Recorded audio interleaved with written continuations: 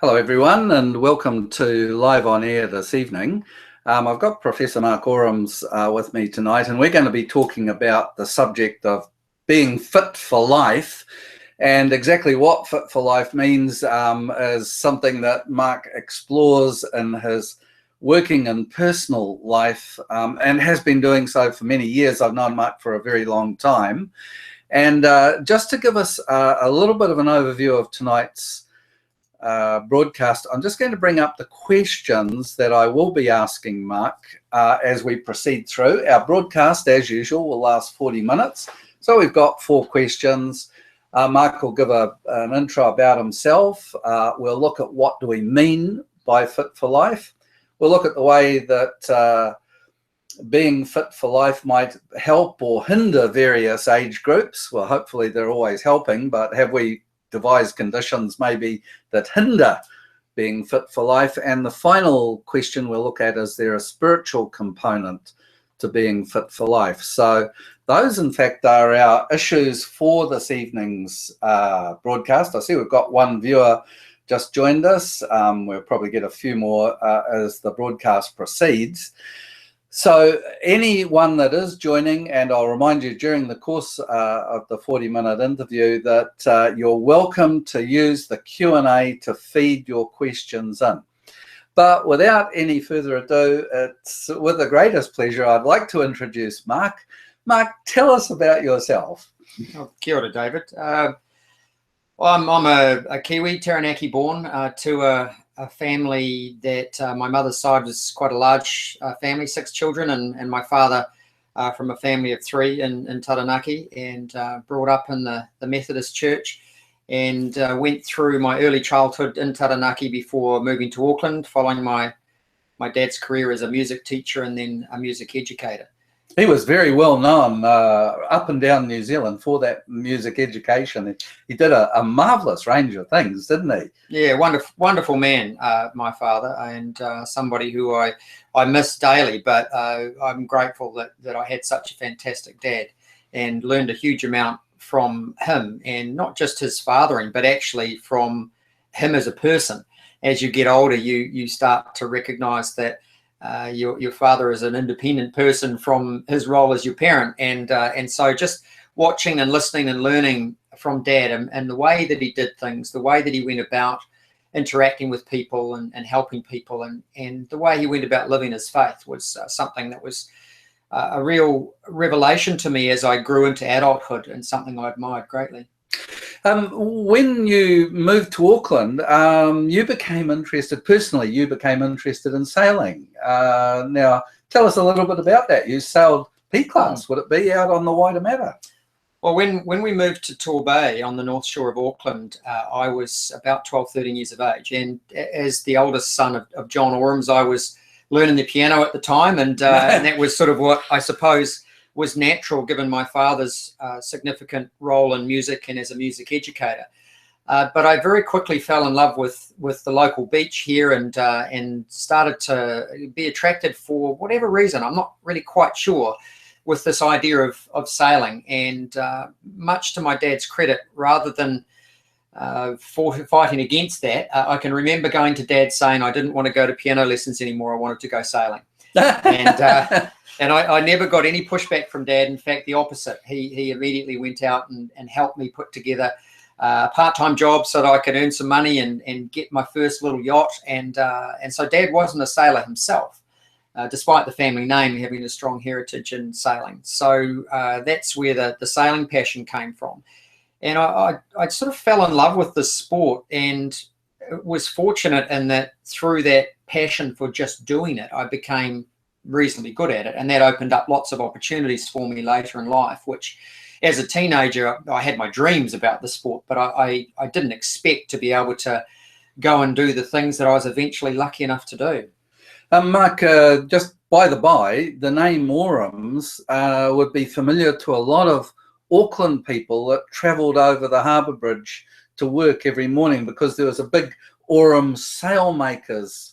Orams Marine, yeah. Orams Marine. That's so right, yeah. in that wider family? A lot of people make the assumption that it's either my business or my immediate family's business. I wish, because it's very lucrative business. It was established actually by my father's cousin, Alan Orams, in Northland in the late 1950s. And Alan is still alive, living in Kerikeri, and he was one of New Zealand's foremost wooden boat builders through the 60s. And there's a famous yacht of his at the Maritime Museum, the Vega, which he tells me he built out of a single kauri log on a Northland beach.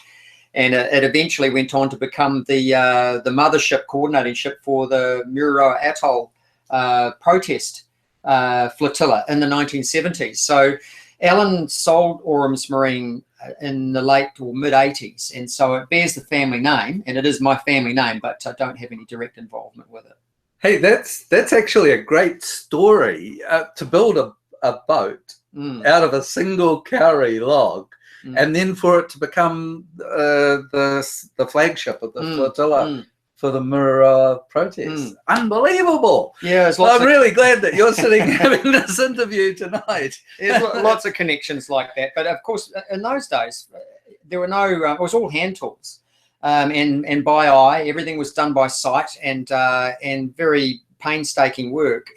But Alan was, as many of the boat builders in New Zealand heritage were during those times, just absolute craftsmen.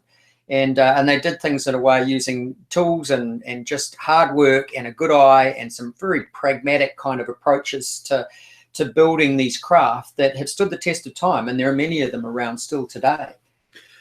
I think that's really incredible. But one of the things that is quite unique about your story, and I think lays the foundation for being fit for life and your interest in that, is that you were able to take your sailing to a level that the vast majority of people in the world will never take it to. You became part of Peter Blake's Round the World, the great race. Yeah, tell us about it. Yeah, I was very fortunate that Peter gave me, as he did a number of other young aspiring yachties actually, the opportunity of a lifetime when he selected me as the 15th and last crew member for the Steinlager 2 campaign for the 1989-90 Whitbread Round the World Yacht Race. And that was not only a massive opportunity for me, but it was also, I think, a recipe for New Zealand's sailing success that came later with America's Cup victories and so on. So that campaign is something which is seen as a bit of a watershed campaign in New Zealand sailing history. And I just consider myself incredibly lucky that I had the opportunity to do that. And I can remember as a young teenager, sailing little boats off Torbay here. I had a map of the world on my bedroom wall, and I used to look at it and think, well, wouldn't it be an amazing thing to sail around the planet that we live on? And so to eventually have the opportunity to do that was something that I'm forever grateful for. Unfortunately, yeah, that was a tremendous campaign, and then there were all the America's Cup, the victories and the losses and all of that, which you were involved with, more in support terms than sailing. But then Peter Blake's life tragically came to an end, and that signalled something new in your own life.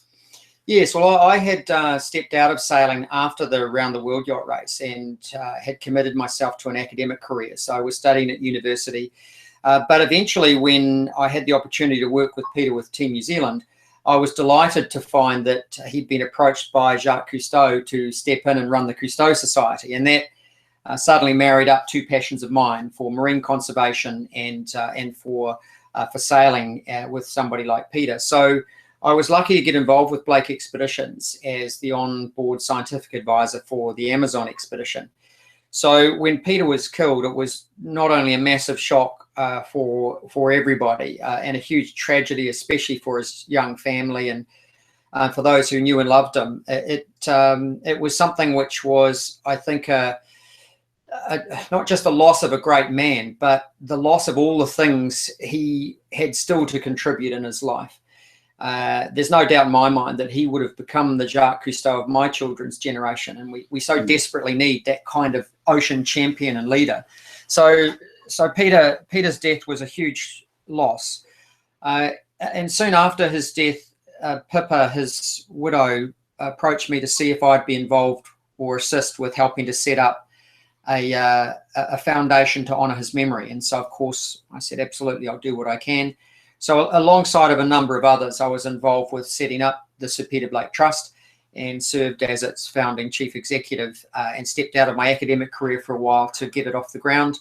And that organisation is now going extremely well and doing some wonderful things, and honouring Peter's memory in a way that I think is really appropriate, and that's by doing things and making a difference, as opposed to, you know, just having a statue somewhere or something named after him. Has, to some extent, Jacques Cousteau and David Attenborough kind of fulfilled the on land and under the ocean kind of roles. But you say that no one has really replaced, you know, after Peter was destined really to be the next Jacques Cousteau, but there hasn't been the emergence of anyone else at this point? Well, yes and no. I mean, I greatly admire Sylvia Earle. She's a wonderful North American scientist, marine scientist and explorer, and she's been somebody who has stepped out of that scientific career into an advocacy career, which is fantastic. So there are people globally who are doing things that are significant in terms of increasing our understanding and appreciation for this ocean planet that we all share and depend on. So I'm not suggesting that there aren't others who are worthy and doing great work, but Jacques Cousteau, for the generation of children who grew up in the late 60s and through the 70s, he had massive influence in terms of people's interest in the sea and understanding of the need to care for it.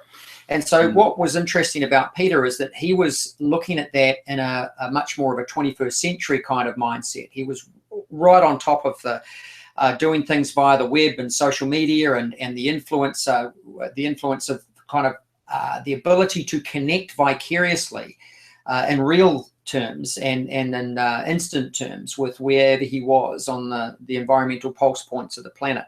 So his concept and dream for Blake Expeditions was that it would become a transformational organisation for young people in particular around the world who may not be able to access directly themselves those important touch points for the health of our planet, but could do so through his expeditions and the team that he had around him. I actually think that that's a fascinating insight, because in some ways it touches on the question that I'm going to highlight from Max Thompson, who's asked, what does Mark mean by fit for life? Now, just bear with me as I bring up the screen share, because it actually is the second question. What do we mean by fit for life? And you've got, I think, some quite specific understandings, because you're the head of a school at AUT. Tell us about that school and the different aspects of being fit for life. Yeah. Well, the School of Sport and Recreation at Auckland University of Technology is the largest school of its type in New Zealand, and it's grown from quite humble beginnings to become a very significant entity with large numbers. We have nearly 100 postgraduate research students, including over 85 doctoral students. We have 6 full professors, 6 associate professors. We have programs that go right across the gambit from short course certificates for the fitness industry through to undergraduate certificates and diplomas and postgraduate quals, as well as the doctoral level. So it's a school that I'm very proud of. I joined it at the beginning of last year, and it's a really exciting challenge and opportunity to be involved in continuing to develop that school and the contribution that it makes. So what we do as an organisation is we see sport and recreation in a much broader context than just trying to create more Olympic gold medalists or PE teachers. And that's no disrespect to those ambitions. They're worthy. But the reason that sport is significant and recreation is significant in people's lives is because of the contribution that it makes to the quality of their life. And so that's where this concept of fit for life really comes from. And that is not fitness in only a physical sense, but fitness in its holistic sense of how do we, as a human being, as an organism, best take advantage of the many gifts that we have and live a life that is fulfilling, that is healthy, that is happy, that has purpose, that has significance, as opposed to just a life that is existing and reacting to external stimuli or pressures that come on us. So it's a concept that is perhaps a little foreign to people, but it is a concept that for us as a school is quite significant in terms of what we see as the broader contribution that we can make. So fit for life is something that I would describe as being fit for purpose, if you like. And so that becomes a question of, well, what is our purpose too? And that I think is a good underlying issue to consider when it comes to this broader issue in its holistic sense of what do we mean by fitness? Well, actually, can I just take us off on a tangent at that point with Mark's answer? Because in, I think it's 3, 4, 5 weeks' time, and one of the upcoming live on air topics, we're exploring with Professor Roger Booth from I think he was the former Dean of the Medical School up at Auckland, up at Grafton Road rather, but he's a professor of psychoneuroimmunology. I think that's the full. And we're exploring, does the universe have a purpose? Mm-hmm. And I think I might get Mark to feed a question or two into Roger Booth on this one, because the organisms, we're living organisms, all organisms seem in some way to have some kind of purpose. And what you're saying is that potentially the AUT school releases some gifts and abilities in its students, its staff, its researchers that help us to achieve that purpose? Well, we'd like to think so. We'd like to think that what we can do through not just the students that are involved in our programs, but the communities of practice that we're a part of, the research that we do, and the increased understanding that comes from that research to overall make a broader contribution through the realm or the human activities of sport and recreation in the broadest context. So recreation, of course, can loosely be defined as any activity that you freely choose to do in your free time or your leisure time. So recreation is a very, very broad activity.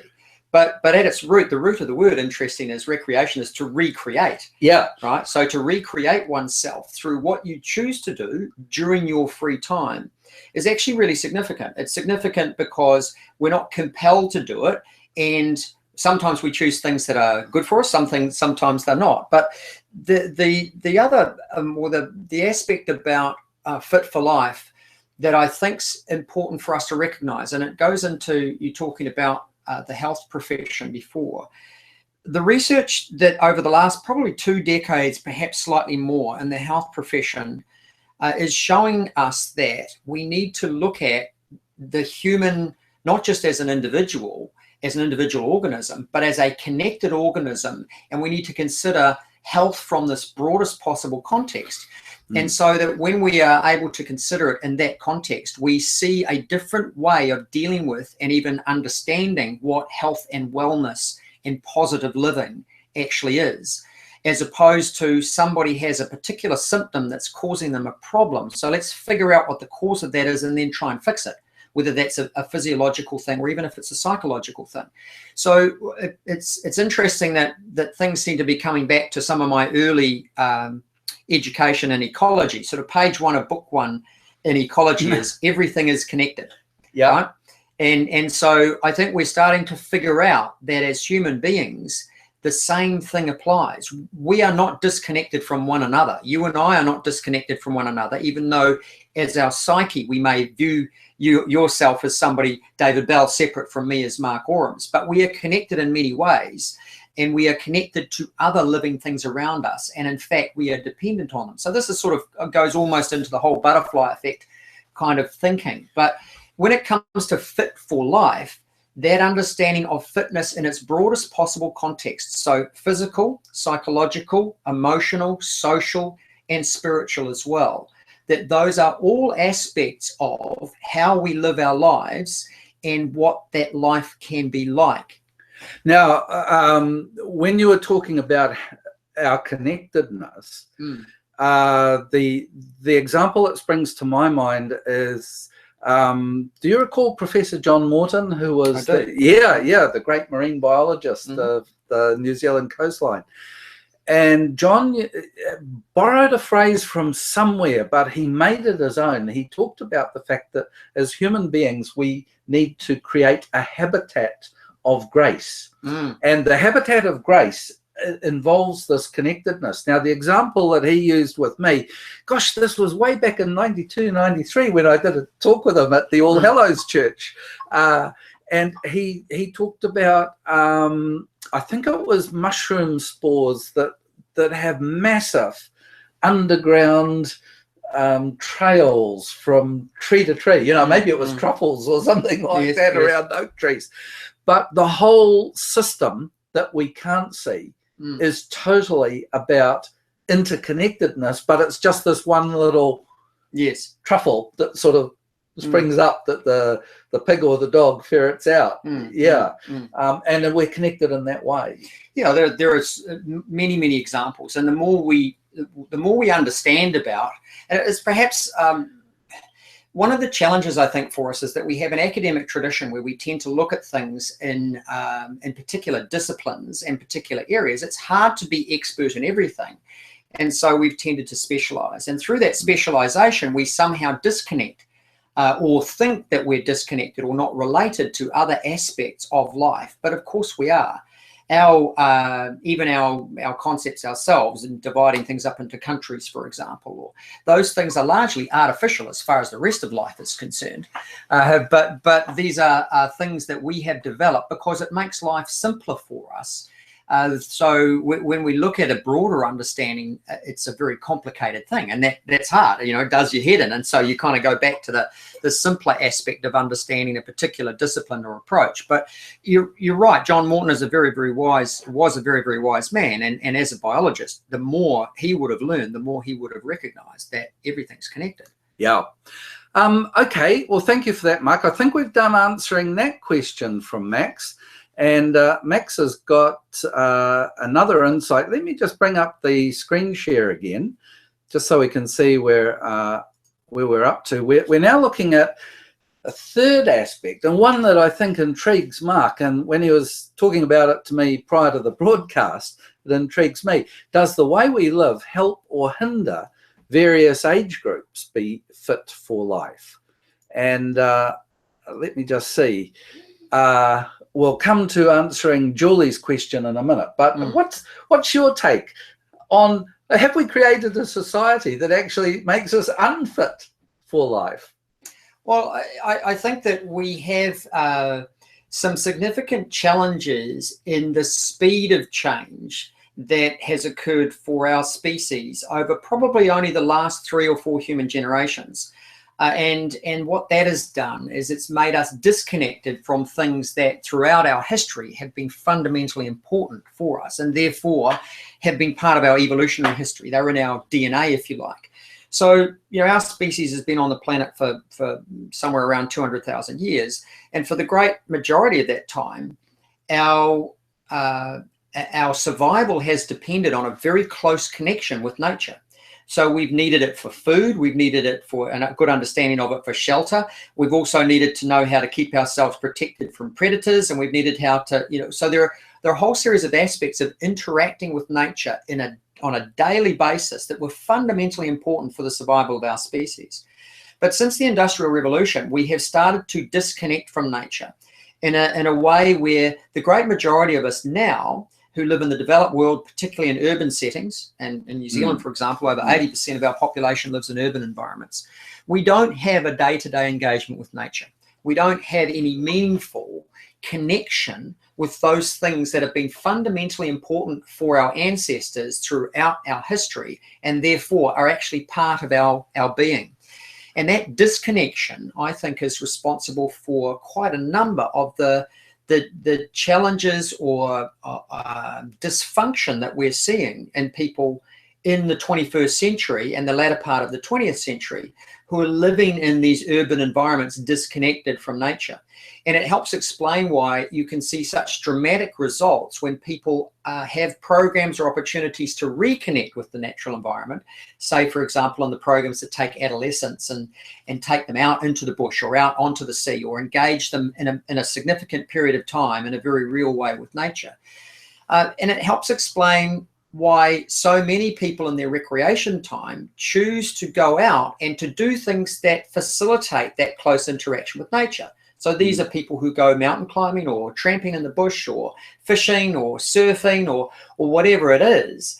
And there is something deep within their psyche, within their subconscious, within their soul, if you like, that kind of experience touches, because it's a reconnection with something that's fundamentally important to them. So when we start to talk or come back to fit for life again, we recognize that our connection actually is something that goes back through our whakapapa, through our history as well. We are part of that. We carry that genetic code with us. And so for us to be able to live in a functional, successful way, we have some challenges when we're disconnected from that whakapapa, from that history. And part of that disconnection now in the modern world, for the developed world, in urban environments, is that daily disconnection from nature. So that's quite a significant trend, I think, that we need to be very aware of. And there are others as well.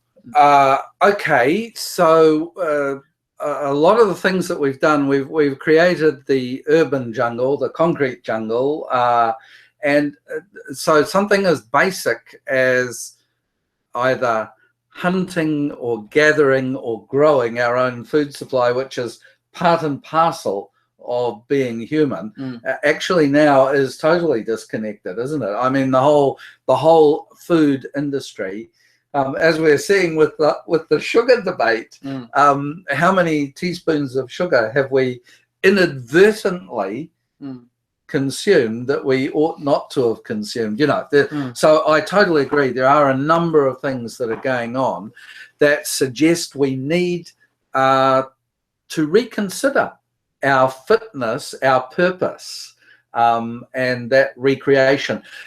Just as a side issue, you mentioned surfing, fishing, and something else, maybe just those two, and they were maritime activities. And because this is a sort of a local kind of live on air discussion, we've got the Marine Education Resource Centre at Long Bay, which must be pumping through hundreds and hundreds, if not thousands, of school children out into maybe for the first time in their lives going swimming, possibly a surfboard. No, so the Sir Peter Blake Marine Education and Recreation Centre at Long Bay was deliberately set up to try and give young people opportunities to engage with the sea and the beach and the foreshore, and through recreation to learn about it. And it really, the genesis of it was when local residents saw a piece of research that came out in the 1970s that said that there were children in the southern part of Auckland who had never been to the beach. 13, 14, 15-year-olds who had never been to the beach. And so these local people, my father was one of them, along with David Gray and some other local people, decided to do something about it. And so MERC has been running now for well over 30 years, and there are thousands of school students who go through the facility each year, and they're given that kind of experience. And it is quite remarkable. A number of these children exclaim that the sea's salty, for example. You know, those are things that for us just seem to be just completely bizarre, that a New Zealand child would not understand that the sea's salty, or that there are tides, or that these kinds of aspects of what really should be our birthright are missing from a proportion of our population. So, you know, there are aspects, or there are people within our population now who are disconnected from many of the things that are significant for us as New Zealanders, as a tiny archipelago surrounded by the greatest ocean on our planet in the Pacific.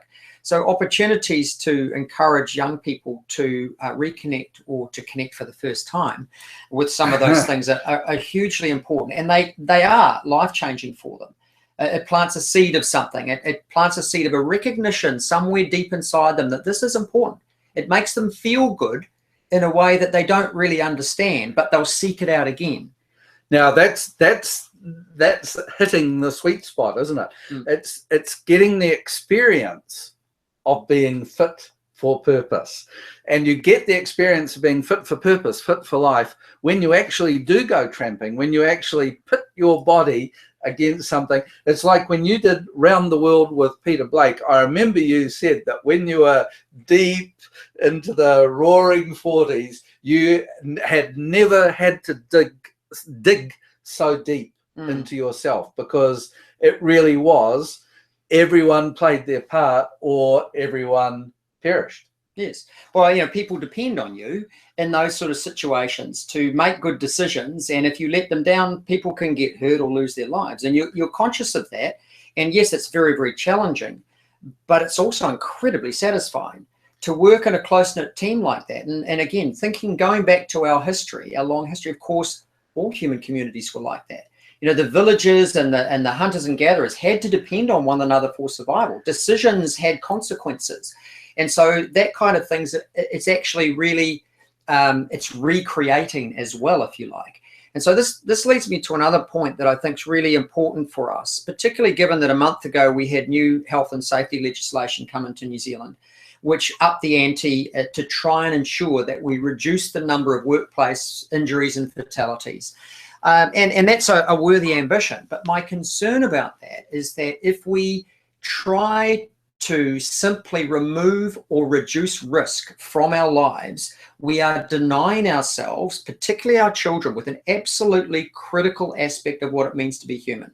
And that is the ability to make good decisions and to have consequences from those decisions, to learn how to deal with risk, particularly as we're growing up, so that when we are faced with difficulties in the future, we have the experience to deal with those situations, and we have the resilience to deal with negative consequences that are going to happen for us at some stage in our life, whether that's a personal illness, or, you know, all of us are going to have to face death at some point, or whether it's a difficulty we've had financially or whatever it is. So for us, wrapping kids in cotton wool and trying to protect them from breaking their leg or from having an accident is actually not the right way to go about things. Kids should be climbing trees.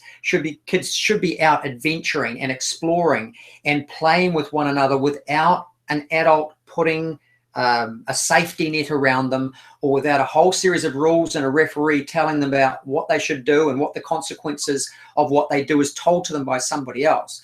So free play is absolutely critical for the growth and development of a happy, healthy, independent, and resilient human being. And if we remove that from them, then we're going to have long-term difficulties functioning in an increasingly challenging world.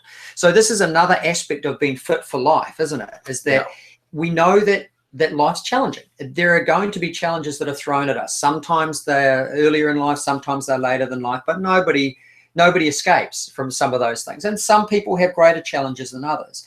The ability to deal with those challenges requires resilience, it requires good decision making, and it requires fitness. And that fitness in a holistic sense is developed as you come through your childhood and into adulthood. So wrapping kids in cotton wool and giving them that safety net all the time because you're worried about, that's not good parenting. With respect, it's not good parenting, because our job as a parent is actually to create happy, healthy, independent adults. It's not to keep them safe from every particular eventuality or problem that might occur for them. Yeah, we should be parenting, in my opinion, in such a way that enables the resilience of the child or a teenager or young adult to take over, so that their resilience allows them to cope with the situations rather than we've artificially constrained them in some way. I'll just bring up a question that Julie notes, because she's got another emphasis here, that the health sector puts a strong emphasis on fitness as one of the most important aspects of aging well. Now, do you think this is happening? It is, although I think the health sector is now waking up to that fitness is not just physical fitness. And we all know people who have been in situations, for example, where they've lost a spouse and then they atrophy really quickly to a point where they're dysfunctional and die. So it's not just about physical fitness. It also is about emotional. It's also about psychological. It's also about spiritual fitness. But of course, as our bodies age, there are a whole series of things that go on, and we're all aware of them. Well, I am, because I'm at an age now where things are no longer functioning in the same way that they were 10 years ago. But it is a use it or lose it thing, and that you can, if you are smart about it, you can continue to function successfully, even in a competitive sporting sense, in much older ages now than perhaps in my parents' generation when they grew up. So active aging is a very, very significant growth area within sport and recreation. The massive explosion of masters sport participation is a good example of that. And it's actually a counter to the other stat that we're aware of, and that's increasing sedentary lifestyles for large numbers of our adolescents and our adults through middle life stages. But active aging in masters sport is something that's actually growing really, really quickly, as people understand that by deliberately planning their time and their effort and their energy to stay active, to stay involved, to stay doing things, not just physically, but socially and contributing and so on, is really important. That this idea of you get to a particular age and you retire, and that somehow means that you go from being really active and with a purpose to something that you kind of, that's not a good, smart thing to do as a human being. And those people who move into an active retirement, they retire to do something rather than to retire from something, is a very important distinction for active aging. So it's about a mindset, and it's about decision making, and it's about understanding the changes that happen in your body as you get older. But there are things that you can do that actually can either delay some of those changes, or in fact improve some aspects of what you do. We know, for example, that people, as they age, their endurance improves, even though perhaps their power output decreases over time, and their fast twitch fibers and so on slowly. You're not as fast as you were when you were younger, but you can actually have greater endurance as in older age groups than, say, when you were in your 20s. So there are a whole series of changes that go on, and we're understanding more and more now about what happens physiologically to people as they get older. But I think the adage that if you don't use it, you lose it, is an important one. And that is, like anything, if you stop using it, you atrophy and you eventually lose it. If you speak a language fluently and you stop speaking it, eventually you will no longer be fluent, right? You played the piano all your life beautifully, you stop it, eventually your skill is going to taper off. It's the same thing with your physical fitness. So making an investment in that is really important. And the connection, comes back to the thing is everything's connected. If you are active physically, particularly if you're physically active in a social sense with others, you feel good. Psychologically, you get benefits out of that. Socially, you get benefits out of that. Emotionally, you're far better off too. And you will, as a lot of older people find, sleep is something that's a little bit elusive at times. But if you're physically active, you sleep much better too. And so you're more rested, and all of those things all come together. So active aging and making decisions about being fit in the broadest holistic sense is a very important commitment to make as we grow older.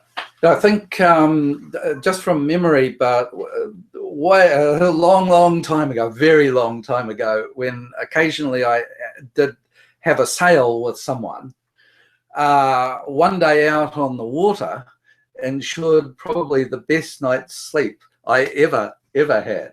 I think people instinctively realize that there are different kinds of tiredness, aren't there? You can come home from a day at work where it's been really stressful and you're exhausted and you'll have a very poor night's sleep. You can go out for a day on the water, or a day tramping in the bush, or mountain climbing, or skiing, or something like that, and you come back and it's a very different you're exhausted, but it's a very different tiredness. Yeah. It's a healthy tiredness. It feels good as you're sitting at the end of the day and you think, oh, I'm absolutely stuffed, but you actually feel good that way, and then you sleep wonderfully. So that's another indication of it's not hedonistic. It's not it feels good, do it. But we recognize, I think, if we look for it, those indicators of what good behavior brings us. Yeah. I do remember when I used to do jogging, and occasionally I'd see you and your wife out jogging too. But I did one really long run one day from Long Bay down to the church at All Hallows and back again, and I actually didn't sleep. I'd got so much endorphin into my system. I think I was on runner's high for the next 24 hours. Yeah, I'll just bring up the final question here, Mark. Thanks. Our final question, thanks, Julie. I think we're done answering your question. But what we're interested in looking at now is there a spiritual component to being fit for life? And yeah, I'm really interested in your answers on this one. Well, the very short answer to the question is yes. But it would be quite controversial, I think, amongst certainly the scientific community to put an idea out there that having a spiritual fitness, having a healthy spiritual aspect to your life was an important part of being happy, healthy, and well. But I think we will start to see increasing evidence of that as people start to be bold enough to research this aspect.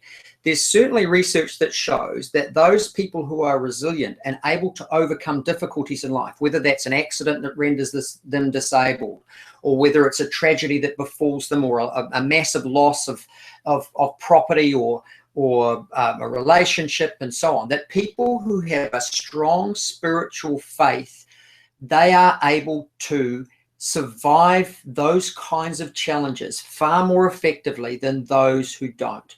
So it's one of those things that if you have a purpose, if you have a basis for your living, a belief in, I am here for a purpose and this is what it is, then that provides you with a foundation rock when the waves of whatever happens in life crash against you. But you don't mean by a spiritual purpose necessarily a specific religion, do you? No, I don't. No, I don't.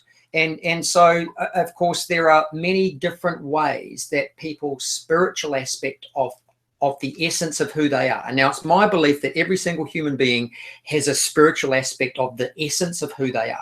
Some people deny it, some people push it away or ignore it, but my belief is everybody has that. And it manifests itself in many different ways. Some of those are formal religions that have a long history and that are largely driven by a particular location, a particular cultural heritage and background. Others are perhaps a more personal kind of relationship with what they consider to be a higher being or connectedness with something that is unseen, but which nevertheless they believe is influential for them and important. So that spiritual aspect of what it means to be human, I think, is very, very important for people. And so for us to understand that about ourselves and to be open-minded enough to accept that one particular religion or doctrine isn't necessarily the only way, and it's not necessarily meaning that any other ways or any other person's way of accessing that spiritual aspect of their life is somehow not worthy or not valid or not relevant. That's quite disrespectful and quite arrogant, frankly.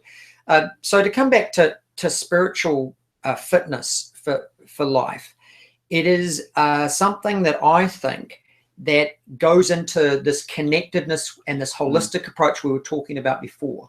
You can be physically fit and you can be spiritually dead and not a happy, healthy, functioning person. You can be a spiritually wonderful person, but if your body is failing you and you haven't looked after it, then you're going to be in trouble as well, because those things are connected.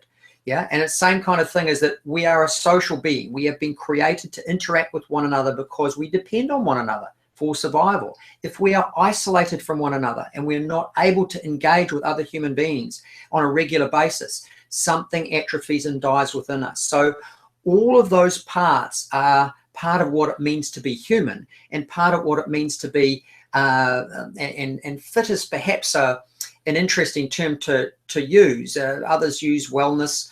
I kind of think of it as a healthy, happy, well, fit human being who's able to experience life in the fullest possible sense, no matter what comes at us. I actually think, I'm going to put on my Christian hat here, if you don't mind, that this is precisely what Jesus meant when he said, oh, look, I'm here to remind you that you can have life in all its abundance. And really that's what we're talking about, is that ability to so live your life using all the techniques and so on, but so live your life that you find that it has become meaningful and purposeful. And I wondered, Mark, we've just about run out of time. We've got 1 minute left. I'd like to go back actually at this point to just talk about music, because music is in one sense, it's a very indoor activity, but in another sense, it's something that connects people at the deepest emotional level. And I think music sprang out of a sense of dance, and the village danced. Well, of course, for many cultures, music is not an indoor activity at all. Exactly. It's inherently an outdoor activity, and it's something that is part of a connection with nature, which is why in many indigenous cultures, not only is music something which is shared, so it's a collective social experience, it's also something which is done actively, so with dance involved with it as well. So there's physical activity there. And also it's in many indigenous cultures, it is something which people take on roles which connect them with aspects of nature that are important to them, right? So they enact being a particular animal or a particular spirit of a particular creature or place.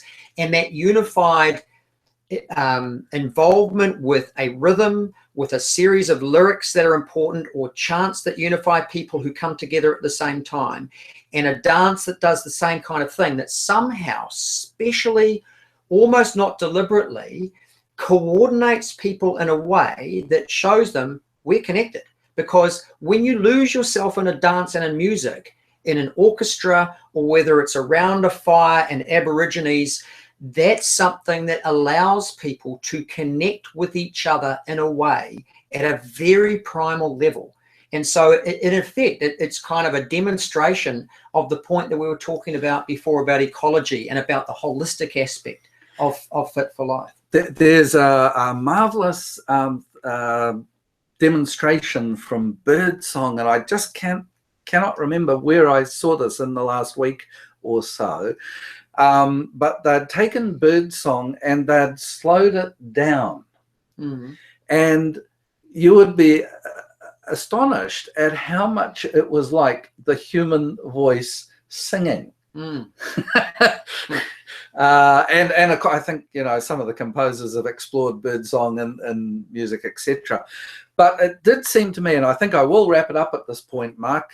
Julie, and Max, we've done answering that question. I'd like to say thank you very much to Mark Orams for coming in, for talking about these things. They mean a lot to us, all the people that are connected with Live on Air.